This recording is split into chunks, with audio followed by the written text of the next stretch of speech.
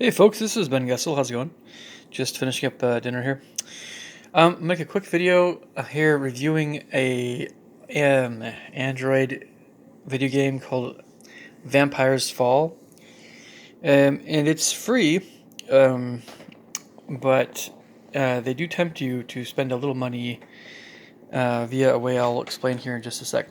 But it's something where you can actually play the game still without spending money. So it's actually not too bad that way. And you can do well in the game. So here's kind of what's going on with this game, and I have my things I like about it and my things I don't like about it. Of course, let's start with the things I like about it. I like how you can in this game, after you are in the first area, which you are not in the very first area. It's a small area for you're not there for very long at all. In fact, you really don't do much there before the game really gets going. Once you're out of that small area, you basically can go wherever you want to with a handful of exceptions. So you can really just explore, which is nice. It's a great exploration game, especially for free games on Android. That's for sure. So this is all good stuff. And other good things are there's a fair amount to keep you occupied other than the main quest things. And by a fair amount I mean some of the quests actually are halfway enjoyable. We'll get to the negative stuff in that respect here in just a bit. Right? They're passable. It's similar to the way the game is, graphics, and the way it's kind of laid out. It's similar to, say, Baldur's Gate, but not really. It's because Baldur's Gate has these separate area maps, and Vampire's Fall has one big one. But the top-down kind of way of looking at things and the way that you can get three-dimensional objects via the two-dimensional thing, it's like was it a similar game engine or something? I'm not sure if it's exactly the same one, but it's similar. um, so um, yeah, the other good things about this game, there's a lot of really funny quotes and humor and things, and it's actually pretty tasteful. It's not it's not inappropriate stuff, and there's a little bit of mystery behind it. Yeah, that mystery's good, and there's a little bit of variety, visually. There's enough variety that it's like, okay, this is actually kind of interesting. Okay, so now the downsides. So, of course, when the upsides beforehand, of course, it's free. One of the downsides is, oh, actually, before I get to the downsides, the way that everything is organized in terms of getting stronger and more powerful, all this so melee stuff and spells and the spells aren't very.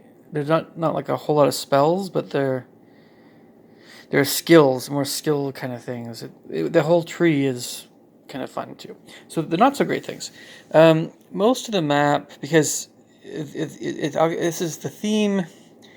It's a vampire type theme, but it's done in such a way where you don't feel like a vampire. So that's the best way of putting it. Because sometimes when you turn into a vampire, or games involving turning into vampires, you could turn into a vampire, or vampires in general, or the undead in general. There's a lot of ways they could go about it, but sometimes it's boring, sometimes it's depressing, sometimes it's just dark. And, there's I don't really like it when you're forced to be a vampire. So I didn't like how I was forced to be a vampire in this game. However, and you'll see how it's just that the stigma of being a vampire is a little different in this game. That's a good way of putting it, right? And because there's the connotation of there's always that thing about, oh, you are somehow more evil now, or it's demonic or something. Yeah, because being a vampire, you're a bad boy, or you want to suck people's blood, that sort of thing. This game doesn't really have that approach to it. It makes you feel like You can be a good person if you want to be a good person in the game, right? Anyway, and it doesn't force you to stay out of the sun. That's another thing. If you're a vampire, you can't stand the sun. The game doesn't really go there. It's like, yes, you're pale, and the sun doesn't really. You don't really like the sun, but it's not like you are crumble into dust.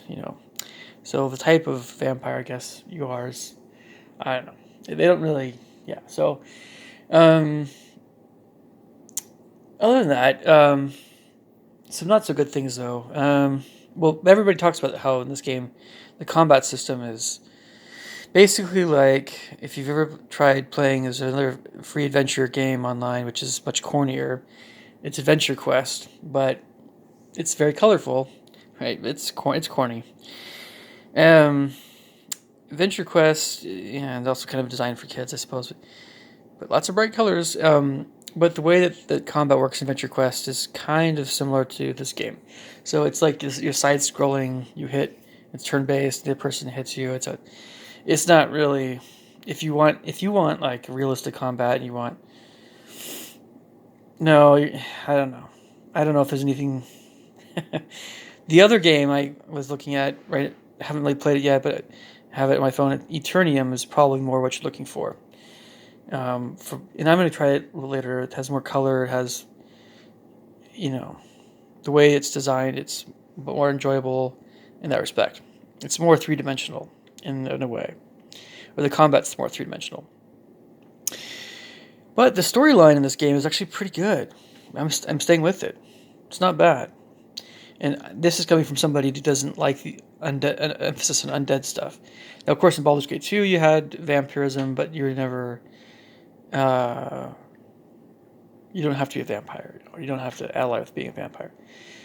So it's not like I detest vampirism in games. I think it's fine.